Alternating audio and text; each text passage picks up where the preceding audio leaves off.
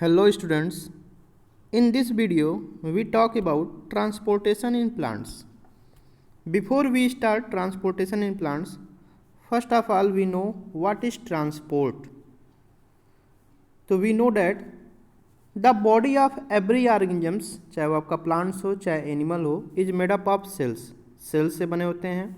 A large organisms has million and million of cells in its body. जितने भी आपके living organisms हैं, जो भी आपके हायर वर्टिब्रेट्स हैं या हायर प्लांट्स हैं, उनकी बॉडी अगर देखें तो मिलियन ऑफ सेल से मिलकर के बनी होती है.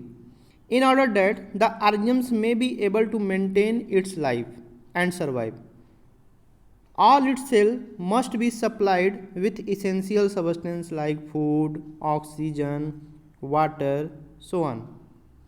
So some arrangement is required inside an organisms which can carry the essential substance to all its part so that they reach each and every cell of its body. जो भी आपके complex organisms हैं, उन complex organisms में आपका कुछ ना कुछ इस तरह का अरेंजमेंट होगा जिस अरेंजमेंट के थ्रू एवरी सेल्स जो भी अपनी नीड्स है उसको पूरा कर सके. अगर हम एवरीडे लैंग्वेज के अगर हिसाब से देखें तो transport means to carry things from one place to another. Transport means क्या है, कोई एक सामान है उसको एक स्थान से उठा करके दूसरे स्थान पे आपने ले गया. बायोलॉजी के अगर टर्म में बात करें तो transport is a life process in which a substance absorbed in one part of the body of an organism is carried to other part of its body. Biology के टर्म्स में transportation in the sense एक part of the body जो है कोई substance को absorb करे और दूसरे पार्ट में उसको ट्रांसपोर्ट करे, तो that is the transportation. Large organisms need transport system in their body to supply all their cells with food, oxygen, water and other materials.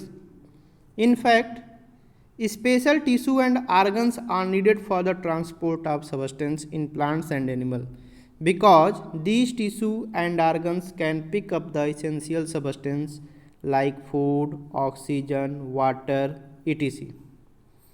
It means transport करने के लिए लंबे डिस्टेंस तक कुछ ना कुछ आपके स्पेशल सेल होंगे जिनकी पास क्षमता होगी कि वो आसानी से ट्रांसपोर्टेशन कर सकें, और ऐसे टिश्यू को हम बोलते हैं वैस्कुलर टिश्यू.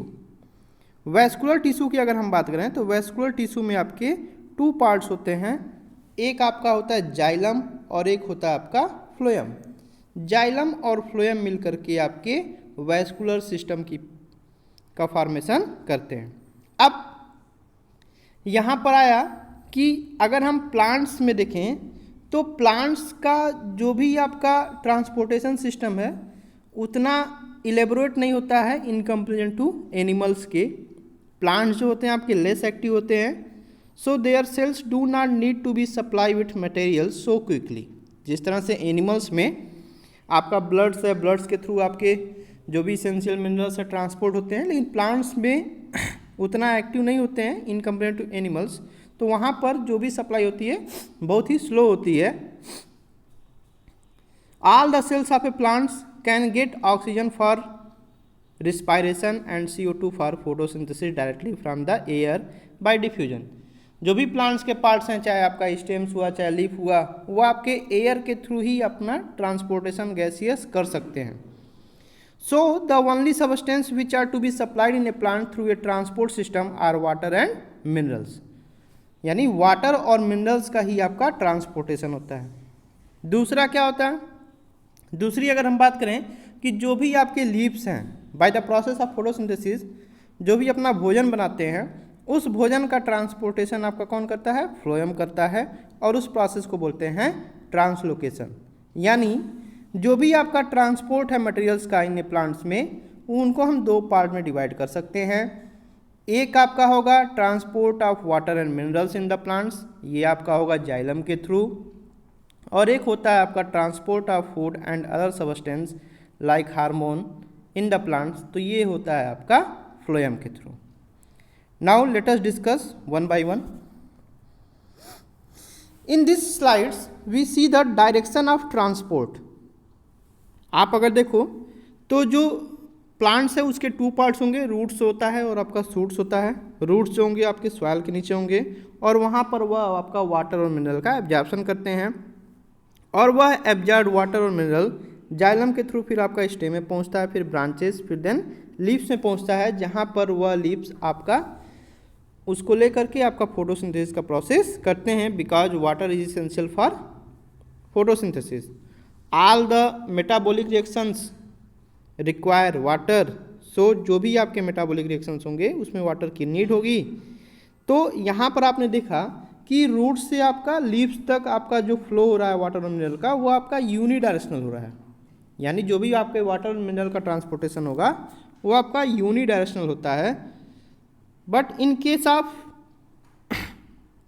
ट्रांसलोकेशन यहाँ पर आपका मल्टी डायरेक्शनल फ्लो होता है फूड का, because foods are synthesize in leaf and leaf से फिर आपका फ्लोएम के थ्रू स्टेम में, स्टेम से के थ्रू आपके ब्रांचेस में भी जा सकते हैं और आपके रूट्स में भी जा सकते हैं।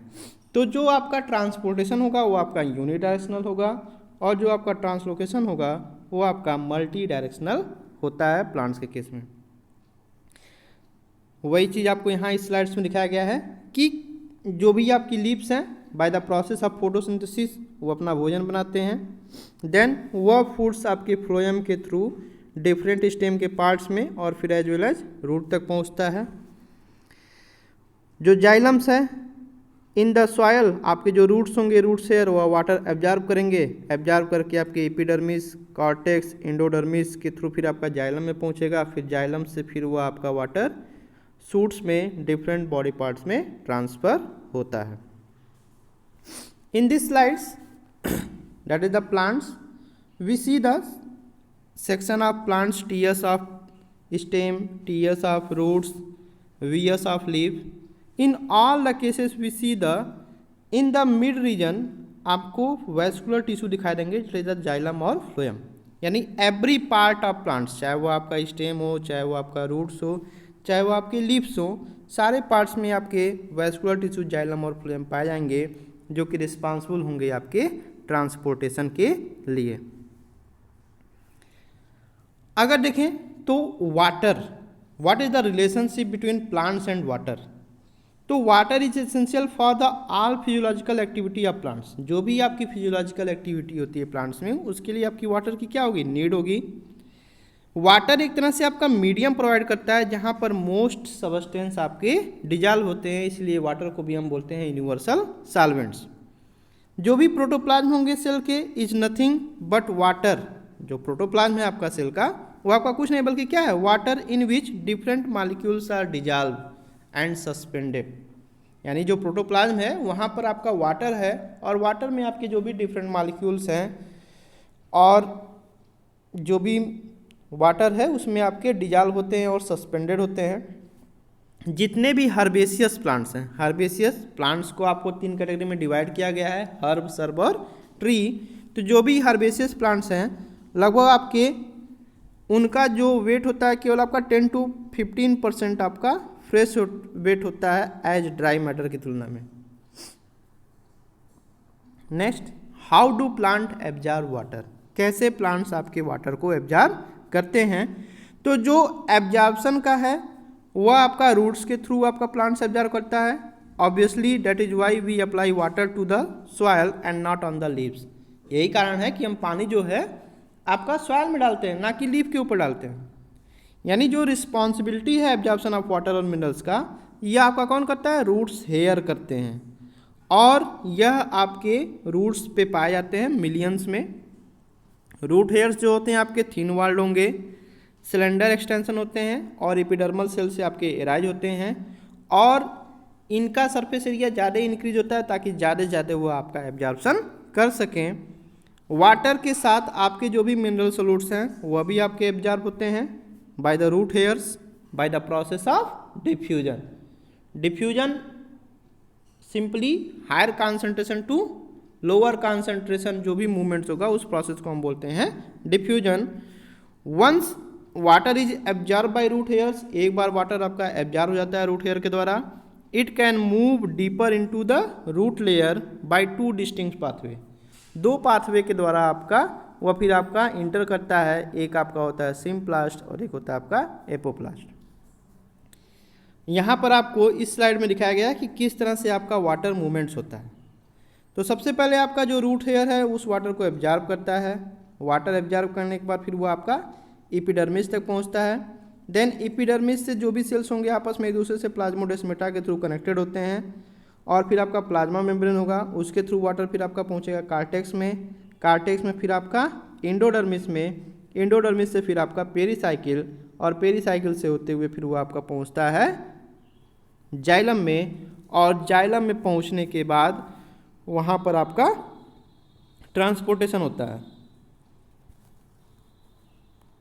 नेक्स्ट, कौन कौन से मीन्स हैं जिसके थ्रू आपका ट्रांसपोर्टेशन होता है? तो आपका है diffusion, facilitated diffusion, passive symport and antiport और एक्टिव ट्रांसपोर्ट। ये 4 मीन्स हैं जिसके थ्रू आपका ट्रांसपोर्टेशन होता है वाटर और मिनरल्स का। 1 बाय 1 हम इसको डिस्कस करेंगे। First of all diffusion. तो आप जान रहे हैं diffusion is a passive process. Passive process in the sense क्या है कि यहाँ पर कोई भी एनर्जी का रिक्वायरमेंट नहीं होगा, यानी मॉलिक्यूल को मूव करने के लिए हमको किसी भी एनर्जी की आवश्यकता नहीं पड़ेगी। और ये आपका एक तरह से क्या होता है, नेचुरल काइनेटिक एनर्जी होगा, यानी यहाँ पर हम कोई भी बाहरी फोर्स नहीं लगाएंगे। Diffusion is the net movement of molecules on ion from a region of higher concentration to the region of lower concentration. यानी जो भी आपका मूवमेंट्स होगा मॉलिक्यूल का या आयन का, वो आपका हायर कॉन्सेंट्रेशन से लोअर कॉन्सेंट्रेशन की तरफ होता है। Diffusion is also responsible for gaseous movement with in the body. एक तरह से जो भी आपका गैसेस एक्सचेंज है O2 और CO2 का, वहाँ पर भी आपका डिफ्यूजन का ही प्रोसेस होता है। और जो आपका डिफ्यूजन रेट है, डिफ्यूजन कितना हो रहा है या कितना नहीं हो रहा है, वह अफेक्टेड होता है आपका बेसिकली 3 रीजन है। ग्रेडियंट ऑफ कॉन्सेंट्रेशन, कि कितना अमाउंट्स में उसका कॉन्सेंट्रेशन है, उसके अकॉर्डिंग जो भी मेम्ब्रेन है, मेम्ब्रेन के परमेबिलिटी के ऊपर भी डिपेंड करता है कि किस तरह से आपका डिफ्यूजन होगा। अगर मेम्ब्रेन थिन होगी, इलास्टिक होगी, तो वहाँ डिफ्यूजन रेट ज़्यादा होगा। मेम्ब्रेन थोड़ी थिक होगी तो वहाँ पर आपका डिफ्यूजन रेट कम होगा। साथ ही साथ जो भी आपके टेम्परेचर होते हैं और प्रेशर होते हैं, ये भी आपके रिस्पॉन्सिबल होते हैं डिफ्यूजन के रेट्स पर। एक सिंपल सा आप एक्सपेरिमेंट करते हो, एक बीकर ले लो, बीकर में आप वाटर है, उसमें आप कुछ KMnO4 के मॉलिक्यूल्स डालते हो, टुकड़े डालते हो, तो आप देखते हो धीरे धीरे कि पूरा का पूरा जो वाटर होता है वो आपका नीला हो जाता है। That is the process of diffusion. एक बार जब वाटर आपका जाइलम में इंसर्ट कर जाता है तो फिर वो आपका आसानी से फिर वो आपका मूव करने लगता है सेल टू सेल, एक पार्ट से दूसरे पार्ट्स में। यंग रूट्स में देखेंगे तो वाटर आपका डायरेक्टली इंटर करता है आपका जाइलम वेसल्स में और ट्रैकिड्स में। जाइलम आप जानोगे, जाइलम के बेसिकली आपके 4 पार्ट्स होते हैं, tracheids, vessels, xylem parenchyma and xylem fibres, जिसमें जो आपका वाटर का ट्रांसपोर्टेशन होता है आपका ट्रैकिड्स और वेसल्स के थ्रू होता है। ये आपके नॉन लिविंग टिश्यू होते हैं। ये आपके क्या है, नॉन लिविंग कंडक्टिंग टिश्यू हैं। और ये आपके एक तरह से एपोप्लास्ट के पार्ट हैं। सिम्प्लास्ट और एपोप्लास्टिक पाथवे जो है आपका यहाँ पर दिखाया गया है। जो सिम्प्लास्ट पाथवे वो आपको रेड लाइन से दिखाया गया है और जो एपोप्लास्टिक पाथवे वो आपका ब्लू लाइन से दिखाया गया है कि किस तरह से आपके वाटर और आयन का एब्जॉर्प्शन होता है, रूट से आपके जाइलम तक पहुँचते हैं।